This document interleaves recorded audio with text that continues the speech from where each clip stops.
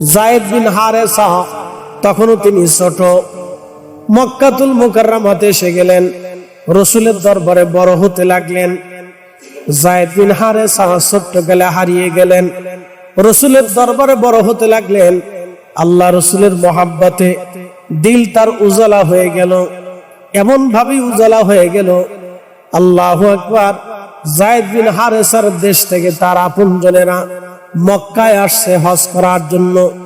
তখনকার দিনেও মক্কাতে হজ হতো। হজ করার জন্য তাদের অঞ্চল থেকে লোকেরা আসছে। আসার পরে দেখলো যায়েদ বিন হারেসা মক্কাতে আছে।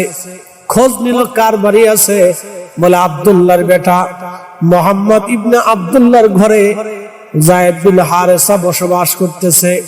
সেখানে সে লালিত পালিত হচ্ছে, বড় হচ্ছে। তারা চলে গেল বাড়ি। বাবা মাকে সংবাদ দিল, হে যায়েদ বিন হারেসা, যায়েদের বাবা হারেস, তোমার ছেলেটাকে দেখে এসেছি মক্কাতুল মুকাররমায়। মুহাম্মদ ইবনে আব্দুল্লাহ সাল্লাল্লাহু আলাইহি ওয়াসাল্লাম মুহাম্মাদের দরবারে এসে বসবাস করতেছে, তার বাড়িতে থাকে। তো বাবা বহুদিন পরে সন্তানের খোঁজ পাওয়ার পরে খুব খুশি, ছেলেটা হারাই গেছে। মাও খুব খুশি।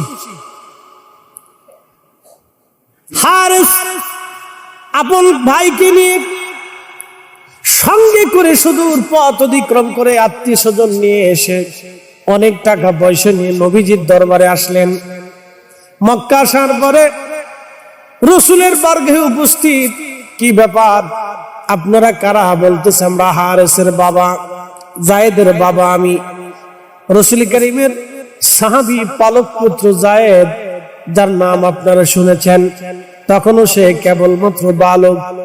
বলতেছে আমি যায়েদের বাবা। তখন বলতেছে আপনি যায়েদের বাবা, কি জন্য এসেছেন?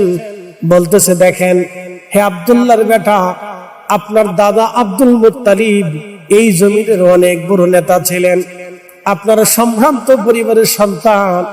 আমরা জানি আপনারা অনেক বড় দানশীল, অনেক বড় মনের অধিকারী। আমি আমার সন্তান হারাইয়া কলিজা পর্যন্ত আমার শুকিয়ে গেছে। সন্তানের মা বড় অপেক্ষায় আছে সন্তানের জন্য। আমি বড় অপেক্ষায়। বহুদিন পরে জানতে পেরেছি আপনার কাছে আমার সন্তানটা লালিত পালিত হয়। আমি এসেছি অনেক টাকা পয়সা নিয়ে। এই যে সোনা দানা টাকা পয়সা আপনার কাছে রাখলাম, আপনার যতগুলি মন চাই নিয়ে যান, আর আমার সন্তানটাকে আপনি আমার কোলে ফিরাইয়া দেন। আল্লাহর নবী আশ্চর্য হলেন, আপনার সন্তান আপনি ফিরিয়ে নেবেন, আমাকে কেন টাকা দিতে হবে? তখন বললেন না, মক্কার প্রথম অনুযায়ী আমার সন্তানটা আপনার গোলাম হয়ে গেছে। আপনার যতগুলি টাকা মন চায় আপনি নিয়ে যান, বিনিময়ে মেহেরবানি করে আপনি আমার সন্তান ফিরিয়ে দেন। আল্লাহর নবী ডাক দিলেন, হে হারেসা, একটা উত্তম প্রস্তাব আমি আপনাদের সামনে দিয়ে দেই। বলেন কি উত্তম প্রস্তাব? আপনার ছেলে যায়েদ যদি আপনাদের কাছে ফিরে চলে যায়, তাহলে অবশ্যই বিনা বাক্যে আমি আপনাদের কাছে ছেড়ে দিব। আর যায়েদ যদি আমার কাছে থাকতে চায়, তাহলে অবশ্যই আপনারাও তাকে জোর করে নিতে পারবেন না। সমস্ত মক্কাবাসী উপস্থিত। আল্লাহর নবীর সামনে যায়েদের বাবা, যায়েদের চাচা, আরো অন্যান্য যারা ছিলেন সবাই আসলেন। আসার পরে আল্লাহ রাসূল জিজ্ঞেস করলেন, হে যায়েদ, তোমার আব্বাকে তুমি কি চিনো? বলে হ্যাঁ চিনি, উনি আমার বাবা। উনি কে? উনি আমার চাচা। আর অন্যরা কারা? ওনা আমার বংশের মানুষ। যায়েদ, এখন তিনারা তোমাকে নেওয়ার জন্য আসছে। যায়েদ রে, তুমি আমার বাড়ি থাকো, তুমি আমার বাড়ি খাও, আমার সাথেই থাকো। তিনারা তোমাকে নিতে এসেছে। যায়েদ, আমি রাসূল বলতেছি, তোমাকে ফেরত দিতে চাই। তোমার যদি মন চায় তুমি তোমার বাবার সাথে তুমি মায়ের কোলে ফিরে যাবে, আর যদি মন না চায় তুমি আমার কাছে থেকে যাবে। তুমি কি করতে চাও? তুমি কি আমার কাছে থাকবে না বাবার সাথে চলে যাবে? তোমার ইচ্ছার উপরে ছেড়ে দিলাম যায়েদ। তুমি যদি চলে যেতে চাও তুমি চলে যাবে, তুমি থাকতে চাইলেও তুমি আমার সাথে থেকে যেতে পারবে। হযরত যায়েদ বালক ডাক দিয়ে বলল, হে মক্কাবাসী, হে আমার আব্বা জান, আপনারা শুনেন, আপনি আমার বাবা, আমার মা আমার অপেক্ষায় আছে। তবে হ্যাঁ আব্বা জান, শুনে নেন, আমি রাসূলের দরজা থেকে এই বাড়ি থেকে আমি কখনো আপনাদের কাছে ফিরে যাব না। আমি এই যে জীবন এইখানেই থেকে যাব, এইখানেই আমার থাকার স্থান আমি নির্বাচন করে নিলাম। আমি আপনাদের মাঝে আর কোনোদিন ফিরে যাব না। একবার জোরে বলা যাবে কি মারহাবা? আল্লাহর নবী হাত ধরে বলেন, হে মক্কাবাসী, তোমরা শুনে নাও, আমার যায়েদ হচ্ছে আজকে থেকে আমি আমার সন্তান। আমি তাকে আমার সন্তানের মর্যাদা দিলাম। সে আজকে থেকে আমার ওয়ারিস, সাকে আমি আমার ওয়ারিস বানিয়ে নিলাম।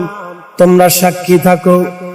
যায়েদের বাবা হারেসা বললেন, ঠিক আছে, আমার ছেলেটা যেহেতু আপনার কাছে থাকতে চায় আর আপনিও তাকে সন্তান হিসেবে মেনে নিলেন, এর চাইতে বড় সুসংবাদ আমার জন্য আর কিছু হতে পারে না।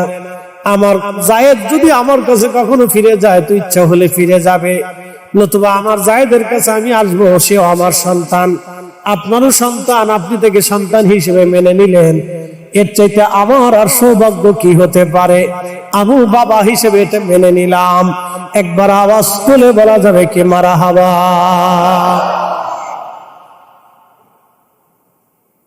হযরত যায়েদ রাদিয়াল্লাহু আনহু কত ভাগ্য তিনার জীবনে রাসূলের দরজায় থাকার কারণে তিনার কালেমা নসিব হয়ে গেল।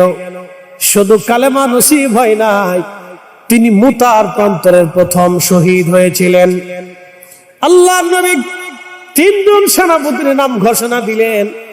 2 লক্ষ কাফের মদিনার দিকে ধেয়ে আসতেছে যুদ্ধ করার জন্য।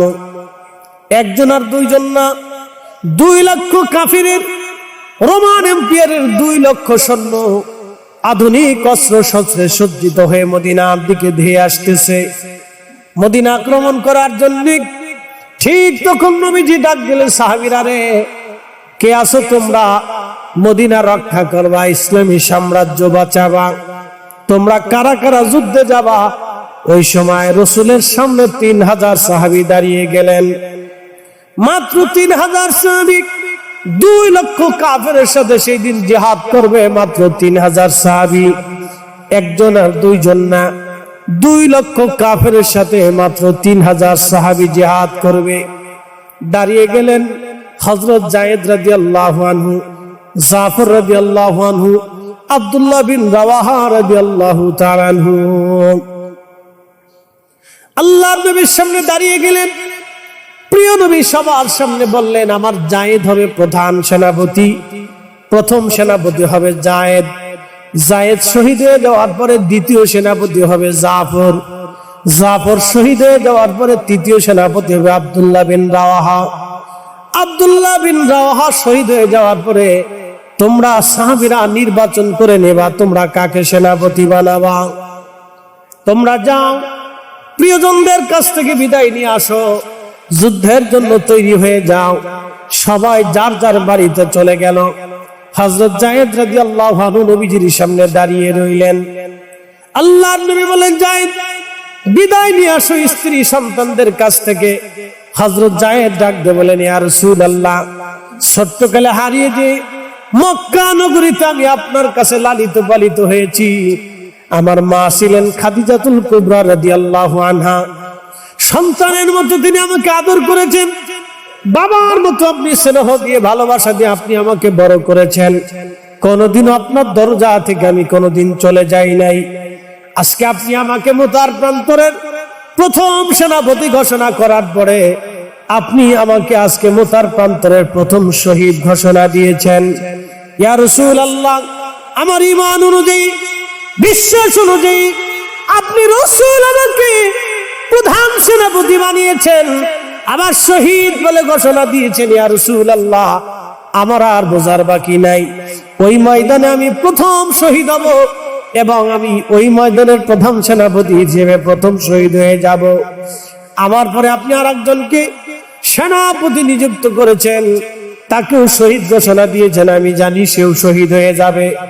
তারপরে আর একজনকে সেনাপতি ঘোষণা দিয়েছেন এবং শহীদ ঘোষণা দিয়েছেন, আমি জানি সেও শহীদ হয়ে যাবে। ইয়া রাসূলুল্লাহ, আমার আজকে মা নাই, বাবা নাই, হুজুর আপনি আমার জিন্দেগীর সব, আপনি দয়া করে আমাকে বিদায় দেন। ইয়া রাসূলুল্লাহ, দুনিয়াতে আপনার সাথে আর কোনোদিন দেখা হবে না, হাসরের ময়দানে আপনার সাথে আমার দেখা হবে, পরপরে আপনার সাথে আমার দেখা হবে। নবীজি, আপনি দয়া করে আজকে আমাকে বিদায় দিয়ে দেন। আমি আর কার কাছ থেকে বিদায় নিব? আপনি আমার জীবনের সব, আপনি আমার কাছে, আপনি আমার কাছে বিদায় দিয়ে দেন। এটাই ছিল সাহাবীদের ইশকে রাসূল, আল্লাহ রাসূলের প্রতি ভালোবাসা। কথা বলেন ঠিক কিনা? কুল ইন কুনতুম তুহিব্বুনাল্লাহ ফাত্তাবিউনি। কুল, হুজুর আপনি উম্মতকে জানান, উম্মতকে শিখিয়ে দেন। কেউ যদি আমি রবকে ভালোবাসতে চায়, কেউ যদি বলে আমি আল্লাহকে সে ভালোবাসে, তাহলে হুজুর আপনি বলে দেন ফাত্তাবিউনি, আপনাকে তাকে ভালোবাসতে হবে। দুই ধরনের ভালোবাসা আপনাকে দিতে হবে। এক নম্বর মুহাব্বতে সিফাতি, আর একটা মুহাব্বতে জাতি। মুহাব্বতে সিফাতি, মুহাব্বতে জাতি। মুহাব্বতে সিফাতি কি? সিফাতি মুহাব্বত হলো নবীজি যেইভাবে পাগড়ি পরেছেন সেইভাবে পাগড়ি পরবেন, টুপি পরেছেন টুপি পরবেন, পোশাক পরেছেন পোশাক পরবেন, যেইভাবে তিনি খানা খেয়েছেন সেইভাবে খানা খাবেন, যেইভাবে চলেছেন সেইভাবে চলবেন, যেইভাবে বিয়ে শাদী করেছেন ওইভাবেই করবেন, যেভাবে তিনি ব্যবসা করেছেন সেইভাবে করবেন, যেইভাবে আমানতদারিতা করেছেন সেইভাবেই করবেন, যেইভাবে সমাজ করেছেন সেইভাবে করবেন, যেইভাবে আত্মীয়তার হক রক্ষা করেছেন ওইভাবে করবেন। প্রিয় নবীজির জীবনের সমস্ত আদর্শগুলি, সুন্নতগুলি নিজেদের জীবনের বাস্তবায়ন করার নাম মুহাব্বতে সিফাতি। এই মুহাব্বতে সিফাতির বর্ণনা করতে যায় নবী বলেছেন, মান আহাব্বা সুন্নতি ফাকাদ আহাব্বানি ওয়া মান আহাব্বানি কানা মাই ফিল জান্নাহ। আল্লাহর নবী বললেন যে আমার আদর্শকে ভালোবাসবে সে আমাকেই ভালোবাসবে, ওয়া মান আহাব্বানি, যে আমাকে ভালোবাসবে, কানা মাই ফিল জান্নাহ, সে আমার সাথে জান্নাতে চলে যাবে। একসাথে জোরে বলেন না মারহাবা। একসাথে আমার সাথে জান্নাতে চলে যাবে। কেউ যদি আমার সুন্নতকে ভালোবাসে সে আমার সাথে জান্নাতে যাবে। এটার নাম হচ্ছে মুহাব্বতে সিফাতি, গুণের মুহাব্বত। নবীজির কিছু গুণ ছিল, ওই গুণ আপনার ভিতরে থাকতে হবে। প্রিয় নবী দাড়ি রেখেছেন, আপনি দাড়ি রাখবেন। প্রিয় নবীজি ডান হাতে খাবার খেয়েছেন, আপনি ডান হাতে খাবেন। দস্তরখানা বিছিয়েছেন, আপনি বিছাবেন। নবীজি অভুক্তকে খাবার দিয়েছেন, আপনি খাবার দিবেন। নবীজি অপরিসীম ভাবে দান করেছেন, আপনিও দানের হাত প্রশস্ত রাখবেন। আল্লাহর নবী স্ত্রীদের সাথে সুন্দর ব্যবহার করেছেন, আপনিও করবেন। রহমতের নবীজি এইভাবে সুন্দর চরিত্রের অধিকারী হয়েছিলেন, আপনার জীবনেও সুন্দর চরিত্রের অধিকারী হতে হবে। এটার নাম হলো সিফাতি মুহাব্বত, মুহাব্বতে সিফাতি। এই মুহাব্বতে সিফাতি ভালোবাসলে নবীজি বলেছেন সে আমাকে ভালোবাসবে, আর যে আমাকে ভালোবাসবে কানা মাই ফিল জান্নাহ, সে আমার সাথে জান্নাতে চলে যাবে। আল্লাহর নবী বলেন ফালাইকুম বিসুন্নতি, তোমরা আমার সুন্নত মানবে। এই জন্য আমরা আহলে সুন্নাত ওয়াল জামাত, একসাথে কেন মারহাবা। কি মানবে? সুন্নত মানবে। ফালাইকুম বিহাদিসি, প্রিয় নবী হাদিসের কথা বলেন নাই, বলেছেন ফালাইকুম বিসুন্নতি, তোমরা আমার সুন্নাত মানবে। প্রিয় আনোয়ারাবাসী, পাখি 4-5টা বাচ্চা হলো, পাখির বাসার ভিতরে 3-4টে বাচ্চা হলো। ওই পাখিটা উড়ে উড়ে উড়ে উড়ে বিভিন্ন জায়গা থেকে পোকামাকড় খাবার ধরে এনে বাচ্চাদের মুখের ভিতরে ঢুকায় দেয়। কথা ঠিক আছে না? পাখির বাচ্চারা হা করে, মা পাখি দৌড়ে আসার পরে হা করে পাখি বাচ্চার মুখের ভিতরে খাবারগুলি ঢুকায় দেয়। সাপ আসে বাচ্চাটাকে মারার জন্য, ধরার জন্য, অথবা হিংস্র কোনো পাখি চিল আসে বাচ্চা ধরে নিয়ে যাওয়ার জন্য। তখন এই মা পাখিটা জীবনের সমস্ত শক্তি দিয়া তখন তার বাচ্চাদেরকে বাঁচানোর জন্য লড়াই করে শত্রুর সাথে। নিজের জীবনকে শত্রুর মুখে ফেলে দিয়ে মা যুদ্ধ করতে থাকে তার বাচ্চাকে বাঁচানোর জন্য। বলেন তো এই পাখিটা তার বাচ্চাদেরকে ভালোবাসে স্বার্থে না বিনা স্বার্থে? বিনা স্বার্থে। ওই মা পাখিটা হৃদয়ের গভীর থেকে বাচ্চাদেরকে ভালোবাসে। এই ভালোবাসাটার নাম হলো মহাব্বতে জাতি। মহাব্বতে জাতি আপনাদেরকে বুঝাইলাম, এটাকে বলা হয় মহাব্বতে জাতি। এই জাতি মহাব্বতের বিষয়ে আল্লাহ বললেন, হুজুর কেউ যদি আমাকে ভালোবাসতে চায় তাহলে বলে দেন ফাত্তাবিউনি, সে যেন আপনাকে জাতি মহাব্বত দিয়ে ভালোবাসে। শুধু এইখানে শেষ হবে না, ইউহিব্বুকুমুল্লাহ, যদি এইভাবে ভালোবাসে আমি আল্লাহ ওয়াদা করলাম আমি ওই বান্দাকে ভালোবাসবো।